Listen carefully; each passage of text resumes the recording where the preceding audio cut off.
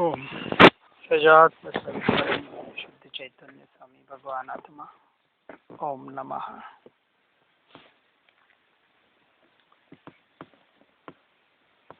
ध्यान के विषय पर थोड़ी चर्चा करेंगे।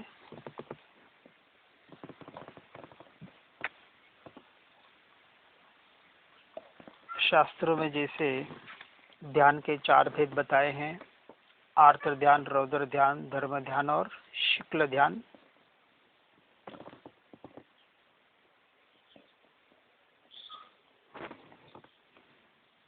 वास्तविक आर्त ध्यान और रौद्र ध्यान जो अशुभ ध्यान है वो तो संपूर्णतः हेय बताया ही है, परंतु धर्म ध्यान और शुक्ल ध्यान ये जो 2 ध्यान हैं जो मोक्ष में कारणभूत बनते हैं,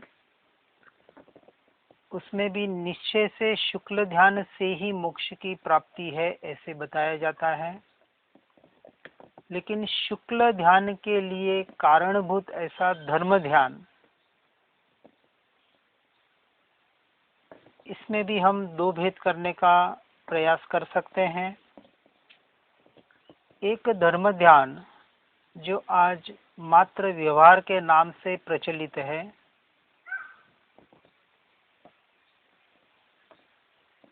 ध्यान के नाम पर बहुत से ही प्रक्रिया आज बताई जाती है। लेकिन यहाँ जिस ध्यान की हम चर्चा करने का प्रयास कर रहे हैं, उस ध्यान का मतलब है जो उपयोग अपनी आत्मा की तरफ, अपनी स्वद्रव्य की तरफ, अपनी स्वभाव की तरफ जाए, उस उपयोग को जिसे हम शुद्धोपयोग के नाम से भी पुकारते हैं, ऐसा व्यवहार धर्म ध्यान जो शुक्ल ध्यान का कारण बने, ऐसे व्यवहार निश्चय रूपी ध्यान की चर्चा, या यूं कहें कि वास्तविक सच्चा ध्यान वही है। बिना ध्यान का कोई जीव है ही नहीं, इसलिए ध्यान करना पड़ता है, ये भी एक मान्यता अपने भीतर से निकाल दे। श्रीमद जी ने भी बताया है, औषध विचार ध्यान। ऐसे तत्व चिंतन से, विचार से शुरुआत करें कि वो तत्व चिंतन करते करते करते उपयोग आत्मा में ऐसा स्थिर हो जाए कि ध्यान सहज ही घटित हो जाए, लग जाए।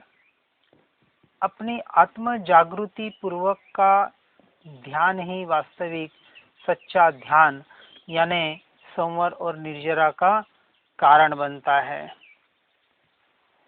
इसलिए व्यवहार और निश्चय दोनों प्रकार का ध्यान मोक्ष मार्ग की प्राप्ति में बताया जाता है। तात्पर्य है कि उपदेश सदैव ऊंचा चढ़ने के लिए दिया जाता है। हमें मात्र पढ़ने में और सुनने में संतुष्ट नहीं होना है, एकाग्र होकर अभ्यास करना चाहिए अंतरंग में। जैसे हम ये सुनते हैं, आत्मा की बात पढ़ते पढ़ते, सुनते सुनते, उसी वक्त, उसी क्षण में उन भावों को ग्रहण करके अपने उपयोग को साथ ही साथ में अपने भीतर में हमें स्थिर करने का प्रयास करना है। तो ये अभ्यास जैसे जैसे घटित होता जाएगा, धीरे धीरे पढ़ना और सुनना भी छूटते जाना चाहिए। ये उसका अभ्यास हमें करना है। इसलिए एकाग्र होकर अभ्यास करना है, वह भी अंतरंग में। जो सुना है, पढ़ा है, उसका निरंतर चिंतन या विचार करते रहना चाहिए, न कि चिंता में पड़े रहना चाहिए। तत्व का जो चिंतन है, विचार है, वह आत्म प्राप्ति के लिए सहायभूत बताया है। और जो संसार का या बाहर का परद्रव्य का परभावों का जो विचार है उसे चिंता के नाम से पुकारा जाता है। और सबको पता ही है कि चिंता चिता समान है, फिर भी उस चिता पे निरंतर हम लेटने का ही प्रयास करते हैं या लेटते रहते हैं, क्योंकि वास्तविक उसकी अग्नि का, उसकी चिता के दाह का जो स्पर्श होना चाहिए वो डायरेक्टली नहीं हो पाता है। इसलिए कहते हैं कि ज्ञानाभ्यास करे मन माही। जो पढ़ा है सुना है उसका ज्ञान के यानी ज्ञान स्वभाव की प्राप्ति के लिए या ज्ञान में स्थिरता के लिए ही, अपने स्वभाव की स्थिरता के लिए ही उसका निरंतर चिंतन या विचार हमें करना चाहिए। उस चिंतन को अपने उपयोग में लगाओ। यदि स्व का चिंतन होगा तो भीतर की तरफ जाया जाएगा, और पर का परद्रव्य का चिंतन चलेगा तो वो चिंता के रूप में प्रवर्तित होकर आपको बाहर और बाहर कर्म का ही बंध कराएगा। इसलिए कहते हैं कि रोज पढ़ते हैं सुनते हैं फिर भी आज दिन तक समझ में नहीं आया, और समझ में आया तो जीवन में उतारने का प्रयास नहीं हुआ, क्योंकि जो चिंतन करना था, विचार करना था और विचार के माध्यम से अपने भीतर में एक रूप होना था, वो होने का प्रयास आज दिन तक हमने किया ही नहीं। तो फिर और बाहर से फिर बताते हैं कि अनुभव कैसे करें। आत्मानुभूति नहीं हो रही है। जो निरंतर वस्तु जानने में आ रही है, जानने वाला ही जानने में आ रहा है, जो अनुभव में आ रहा है वही तो मैं हूँ। इस बात का निर्णय हम स्वयं से स्वयं का नहीं कर पा रहे हैं। ये सबसे बड़ा आश्चर्य है।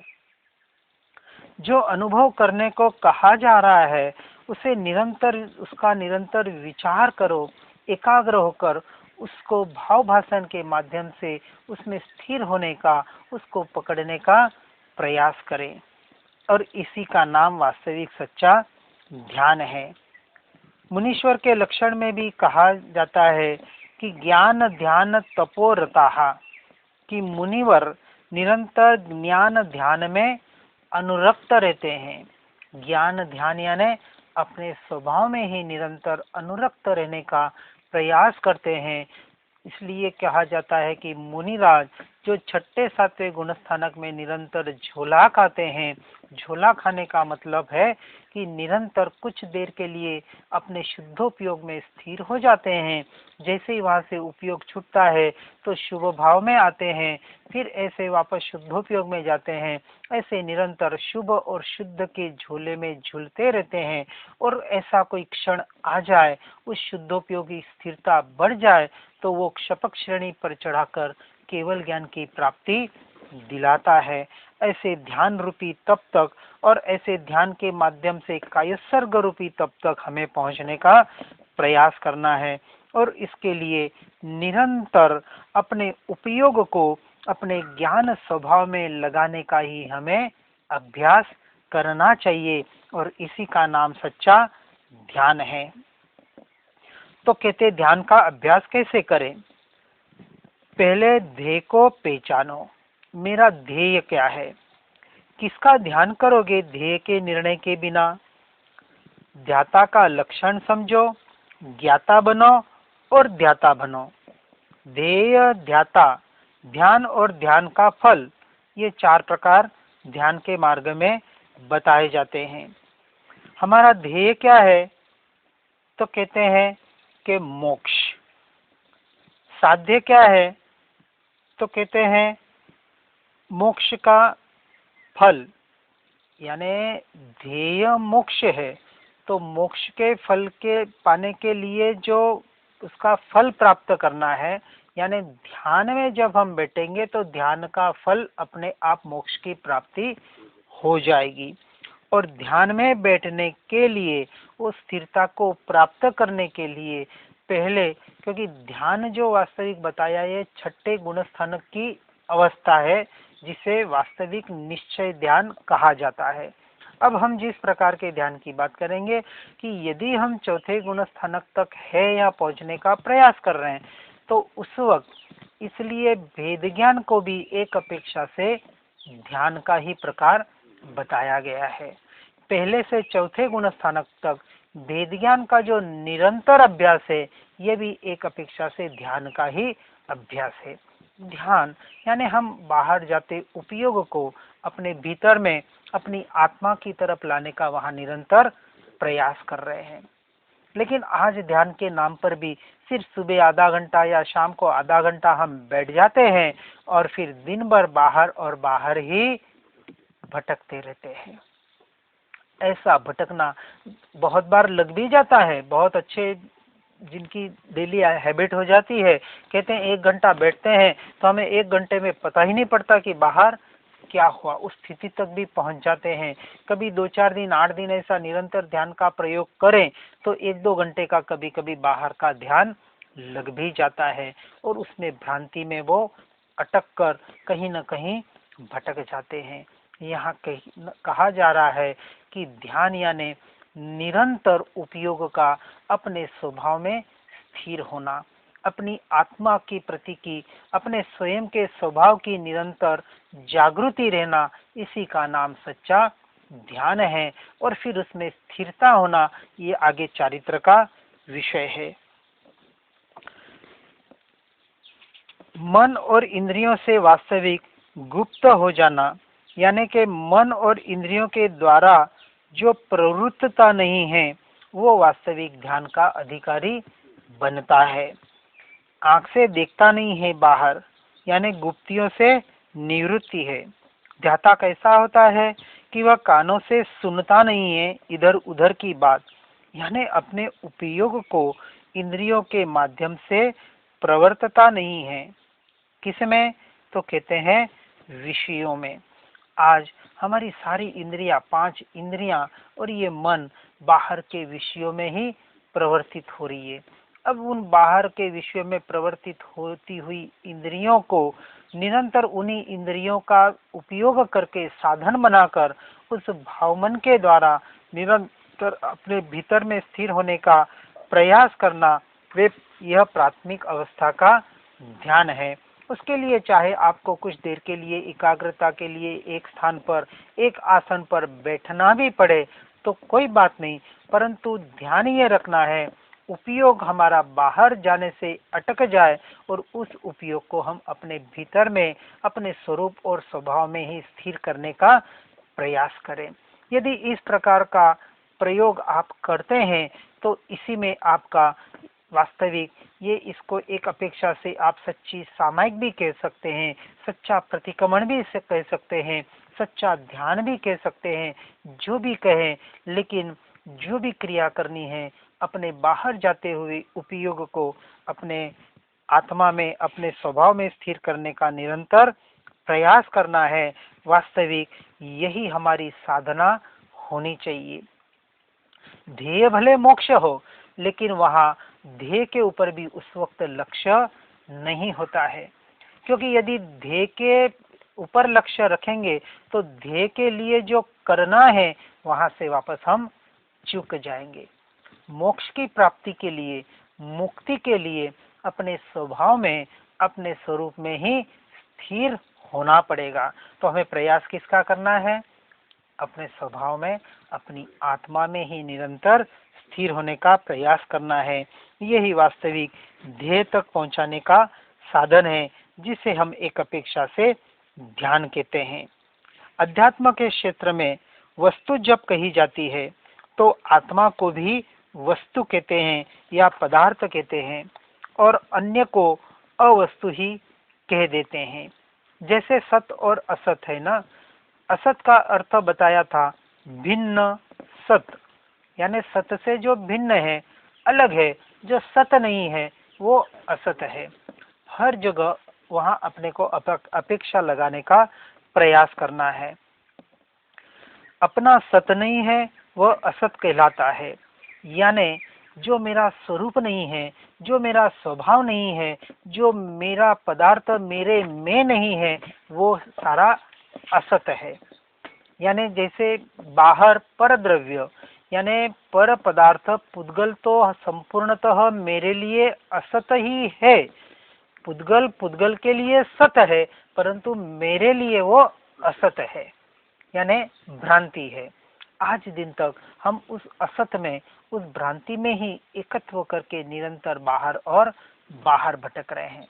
चलो पुद्गल द्रव्य तो असत है, परंतु जो मोह राग द्वेष के भाव ये तो मेरे से उत्पन्न हो रहे हैं ना, तो ये मेरे लिए सत है या असत है?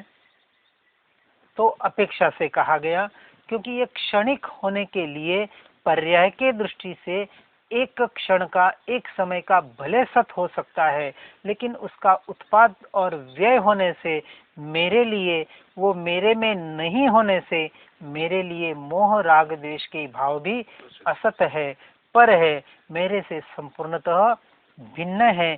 इस भावों के साथ उनसे भेद ज्ञान करते हुए रागादि मैं नहीं हूँ, मेरा स्वरूप नहीं है, इस बात इसलिए वो असत तत्व मेरे लिए है।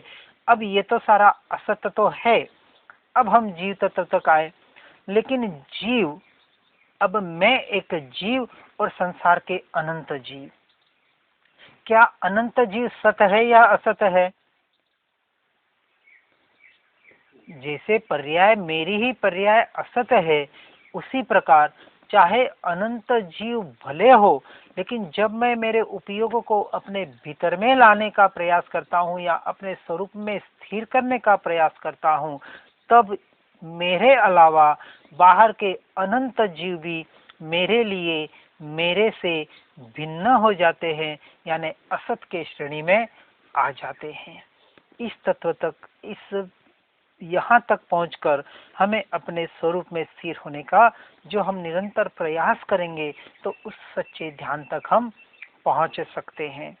इसलिए शरीर मेरा नहीं है, यही अभिप्राय होता है असत कहने का, यानी जो असत तत्व है वो मेरे नहीं है, मेरे में नहीं है। इस भाव का एक बार एक टंकोत्कीर्ण निर्णय हो जाए, और फिर भले वो उदयागत भाव हो जाए, उदय के निमित्त से कोई क्रियाएं हो जाए, तो भी ज्ञानियों को वहां निरंतर जागृति रहती है कि ये मेरा स्वरूप नहीं है, ये मेरे पदार्थ नहीं है, मेरे में नहीं है, और उस जागृति के बल पर वो निरंतर अपने स्वरूप में, अपने स्वभाव में स्थिर होने का प्रयास करता है।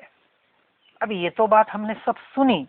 अब ये सुनने के बाद अब अपना वहां चिंतन चलाना है, अब अपना वहां विचार चलाना है कि मेरी स्थिति कहाँ है, मैं कहाँ खड़ा हूँ, और आज मुझे क्या करना है, कहाँ पुरुषार्थ करना है और कितना पुरुषार्थ करना है।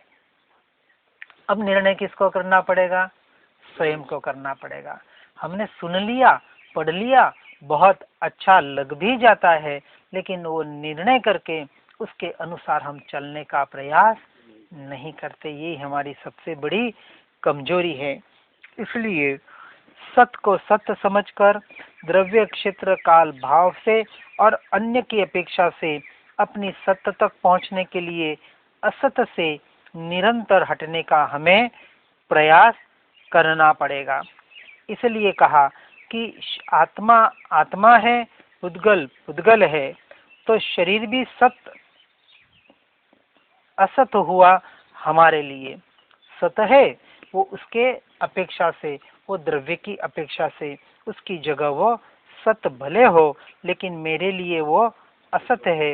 इस प्रकार का चिंतन करते हुए अपने स्वरूप में निरंतर स्थिर होने का प्रयास ज्ञानी पुरुष निरंतर करते रहते हैं, और इसी का नाम वास्तविक सच्चा ध्यान है। और ऐसा ध्यान एक जगह बैठकर उसका प्रयोग अभ्यास भले किया जाता है, लेकिन फिर उसका भी निरंतर खाते पीते उठते बैठते उसका यदि निरंतर चिंतन चलता रहे, तो पर से छूटना बहुत जल्दी हो सकता है। आज दिन तक हम पर से क्यों नहीं हट पा रहे हैं? क्योंकि उसका चिंतन जितना चलाना चाहिए क्रियाओं के काल में, उतना चलाने का हम प्रयास नहीं करते हैं। और इसलिए उसका निरंतर अभ्यास एकांतवास में जाके, एकांत स्थल में जाके, एकांत में रह के, अकेले में रह के उसका जितना ज्यादा से ज्यादा अभ्यास करेंगे, उतना उतना हमारे लिए वो साधन श्रेयस्कर बनता जाएगा। तो अस्थि से और नास्ति से दोनों वस्तु को समझकर अपनी जो वस्तु है उसका आलंबन लेके हमें उसमें स्थिर होने का प्रयास करना है। अब आलंबन की जब बात आती है तो एक व्यवहार आलंबन और एक निश्चय आलंबन। व्यवहार से जैसे पदस्थ ध्यान, पिंडस्थ ध्यान, रूपस्थ ध्यान, रूपातीत ध्यान आदि जो ध्यान के प्रकार बताए गए हैं, तो एक अपेक्षा से पहले मन को स्थिर करने के लिए किसी वितरागता की या अपने गुरु की कोई मूर्ति का, फोटो का ध्यान करने को कहा जाता है, वर्णाक्षरों का ध्यान करने को कहा जाता है, या 5 द्रव्यों यानी पंचभूतों का ध्यान के माध्यम से पिंडस्थ ध्यान में अपनी पिंड तक। तो एक अपेक्षा से ये जो बाहर के परिणमन बताए हैं कि मन को स्थिर करने के लिए किसी एक अवलंबन का भले ध्यान ले, उसका अवलंबन भले ले, लेकिन बहुत से जीव जैसे श्वासोश्वास का भी अवलंबन लेते हैं, कोई खेचरी मुद्रा के द्वारा सुधारस के लिए उसका अवलंबन लेते हैं। जो भी हम अवलंबन ले उसमें भूल के भी अटकना नहीं है। इस बात का हमें ध्यान रखना पड़ेगा, क्योंकि इस मार्ग में, ध्यान के मार्ग में आने के बाद भी 99% लोग इन अवलंबनों में ही अटक जाते हैं। ये जो हठ योग का मार्ग बताया है, एकाग्रता, आसन की स्थिरता और कुछ उसमें अनुभूतियां होने लग जाती है, घंटनाद, कोई अंदर से कोई दिव्य प्रकाश दिखाई देना, या ऐसे कोई दिव्य सुगंधि का महसूस होना, शरीर का हल्का होना वगैरह वगैरह, जो कुछ ऐसी अनुभूतियां आती है, और उसी अनुभूतियों को आत्म साक्षात्कार मान लेते हैं। ये वास्तविक आत्म साक्षात्कार का अभ्यास नहीं है, ये एक आपके साधना का एक अंग हो सकता है, एक अच्छी अवस्था हो सकती है, लेकिन जहाँ पुद्गल के द्वारा अनुभूति हो रही है, 5 इंद्रियों के द्वारा या मन के द्वारा कुछ अनुभूतियां हो रही है, तो उस अनुभूति को आत्मा की अनुभूति अध्यात्म स्वीकार नहीं करता है। तो आत्मा की अनुभूति किसे कहा? तो सिंपल सा बात है कि निरंतर जो ज्ञान स्वभाव की अनुभूति हो रही है, उस ज्ञान स्वभाव, ये ज्ञान स्वभाव जो अनंत गुणों के साथ रहा हुआ है, ऐसे अनंत गुण जो एक एक प्रदेश में रहे हुए हैं, ऐसे असंख्य प्रदेश जो शरीराकार होते हुए भी शरीर से संपूर्ण भिन्न है, न्यारे हैं, अभेद है, अखंड है, ऐसा एक पदार्थ, उस एक पदार्थ का जो त्रिकाली तत्व है, जो ध्रुव तत्व है, जैसा अनादिकाल से था वैसा ही है और अनंत काल तक ऐसा ही रहने वाला है, इस बात का यथार्थ निर्णय, टंकोत्कीर्ण स्वीकृति, उसका अनुभव, उसका एहसास, अपने अस्तित्व का संपूर्ण स्वीकार भाव कि सपने में भी कोई पूछ लेवे, किसी क्रिया में भी कहीं आ जावे, निरंतर उसकी प्रतीति, उसकी जागृति का रहना, इसी का नाम सच्ची आत्मानुभूति कहा जाता है। ऐसी आत्मानुभूति तक हमें निरंतर पहुंचने का प्रयास करना है, न कि ध्यान के द्वारा जो बाहर की कुछ अनुभूतियां होती है इसमें अटकने का प्रयास करना है। इसलिए यदि जिसे अक्रम मार्ग जैसे बताया जाता ना, अक्रम मार्ग का मतलब कि निरंतर अपने शुद्धात्मा का जो मुख्य गुण है, जिसे हम ज्ञान स्वभाव कहते हैं, यदि सीधा हम ज्ञान स्वभाव का ही अवलंबन ले तो और किसी भी अवलंबन की अब वहां जरूरत नहीं रहती है।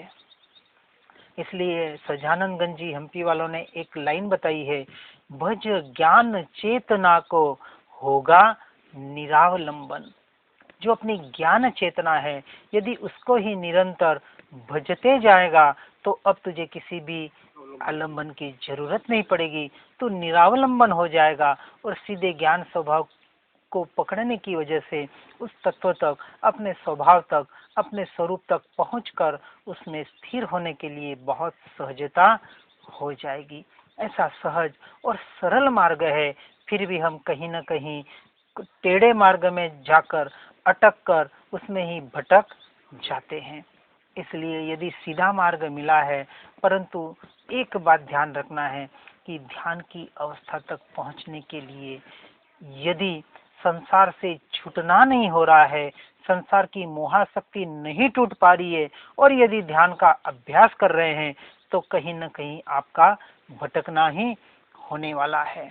बहुत आवश्यक है कि संसार से छूट जाना, उसके बगैर श्रीमद जी ने भी बताया है ध्यान तरंग रूप हो जाता है, और वो ही ध्यान हमें भटकाने का कार्य करता है, भ्रांति में अटका देता है। इसलिए वास्तविक उस वस्तु के स्वरूप का ध्यान करने का हमें निरंतर प्रयास वेद ज्ञान के माध्यम से यदि हम करते रहें और उसी में यदि आगे बढ़ते रहें तो हमारे लिए ये ध्यान कोई बहुत बड़ी घटना नहीं घटित होगी। कि बहुत जैसे लोग कहते हैं ना कि ध्यान में बैठना है, बहुत बड़ा काम है, एकाग्रता नहीं होती है, मन स्थिर नहीं होता है, वगैरह वगैरह बहुत सी प्रॉब्लम्स आती है। क्योंकि मन को ही यदि स्थिर करने में लगे, जो मेरी वस्तु नहीं है, जो मेरा स्वरूप ही नहीं है, अब उस पर हम यदि प्रयोग करने का प्रयास करेंगे तो कहाँ से कार्य होगा। और कुछ मन स्थिर हो भी जाए और उसी को यदि ध्यान मान ले तो वास्तविक वहाँ भी कहीं न कहीं भटकना हो जाता है। वास्तविक ध्यान के स्वरूप को भी सही तरीके से समझना पड़ेगा। इसलिए ध्यान के स्वरूप को समझने के पहले वस्तु के यथार्थ स्वरूप को भी समझना पड़ेगा। वस्तु के यानी यहाँ हम अपने आत्मा की बात कर रहे हैं। आत्मा का यथार्थ स्वरूप नहीं समझे बगैर यदि ध्यान करने बैठ जाएंगे तो बहुत से भटकाव हो सकते हैं। यथार्थ स्वरूप, आत्मा का स्वभाव स्वरूप, इसको यदि सही तरीके से समझकर उस ज्ञान स्वभाव के अवलंबन से यदि एकाग्र हुआ जाए तो ये चिंतन, ये आत्मा का विचार, ये निरंतर अपने आप ध्यान रूप में घटित हो जाएगा। और यह ध्यान बाहर के मोह राग द्वेष से हमें छुड़ाने में बहुत बड़े सहायकारी साधन के रूप में प्रकट हो जाएगा। यदि ध्यान अच्छा लग रहा है परंतु मोह राग द्वेष में कहीं कमी नहीं हो रही है तो समझना कहीं न कहीं हम भटक रहे हैं। ध्यान अच्छा लगना ये कोई हमारा उद्देश्य नहीं है। हमारा उद्देश्य साथ में क्या है? मोह राग द्वेष से छूटना है, अनासक्त जीवन जीना है, स्थित प्रज्ञ जीवन जीना है। यदि आसक्ति बाहर पड़ी है, अब यदि रागादि भाव अभी बहुत तीव्रता से आ रहे हैं, देहात्म बुद्धि अभी भी पड़ी हुई है, और यदि ध्यान अच्छा लग रहा है तो वो ध्यान आपके मोक्ष का कारण नहीं बनता है। भले पुण्य बंध का कारण बन जाए, संवर निर्जरा का कारण नहीं बनेगा। इसलिए अपने चिंतन को अपने स्वरूप में, अपने स्वभाव में ही निरंतर लगाने का हमें प्रयास करना है। इसलिए उस चीज को निरंतर दोहराने का पहले विचार पूर्वक, यदि ऐसा कहते हैं कि निरंतर किसी शब्दों को, किसी वाक्य को हम निरंतर दोहराते रहते हैं तो वो झूठ भी हमें सत्य लगने लग जाता है। यदि कोई झूठ हमें सत्य लगने लग जाए, और लग ही रहा है, हम शरीर नहीं है लेकिन अनादिकाल का ये झूठ इतना भीतर में गहराई में बैठा हुआ है कि ये शरीर में के प्रति की मैं पने की बुद्धि और संसार के प्रति मेरे पने की आसक्ति निकालने के लिए इतना तीव्र अभ्यास हमें करना पड़ता है। पर में मैं और मेरापना करने में कितनी देर लगती है? एक क्षण। बहुत से उदाहरण हमने देखे कि कोई वस्तु हम ले रहे हैं, पैसे देते ही वो वस्तु अपने पास आते ही उसमें कितना एकत्व हो जाता है। किसी की सगाई या शादी हो जाती है तो एक दूसरे में मैं और मेरापना कितना गाढ़ हो जाता है। उसके लिए कोई वर्षों इंतजार नहीं करना पड़ता। ये जो पर में एकत्व करने की इतनी हमारी जो आदत बन चुकी है, तो ये निरंतर उस झूठ को दोहराते हुए ये झूठ भी हमें इतना सत्य लगने लगा है। तो यदि सत्य की बात हम दोहराने लग जाए, निरंतर उसका ही रटन करें, तो क्या सत्य की प्राप्ति हमें नहीं हो सकती? गहराई से विचार करने की बात है। परंतु उतना रटन, उतना अभ्यास, उतना चिंतन निरंतर करने की जरूरत है। और यही बात श्रीमद जी ने मोक्ष एटले शू मोक्ष किसे कहा, इस बात में स्पष्टता से बताइए कि जिस तत्व को हमें पाना है, जिस तत्व तक हमें पहुंचना है, जिस स्वभाव स्वरूप तक जिसकी हमें प्राप्ति करनी है, अब उसका निरंतर रटन, निरंतर चिंतन, निरंतर उसका ही पढ़ना, सुनना, विचारना यदि चले तो उस रूप हम क्यों हो नहीं सकते। जो हम हैं, जो हम हैं उस रूप होना है, यह सबसे बड़ा आश्चर्य है। और उसी का अभ्यास करने का निरंतर उपदेश दिया जाता है, लेकिन फिर भी जीव जागता नहीं है। अब जागना है और निरंतर अपने स्वरूप की तरफ बढ़ने का प्रयास करना है। ऐसा भूत सवार हो जाए, ऐसा पागलपन सवार हो जाए कि अब इस तत्व के अलावा, अब मुझे मेरे स्वरूप के अलावा, मेरे स्वभाव के अलावा संसार की एक भी चीज अब मुझे नहीं चाहिए।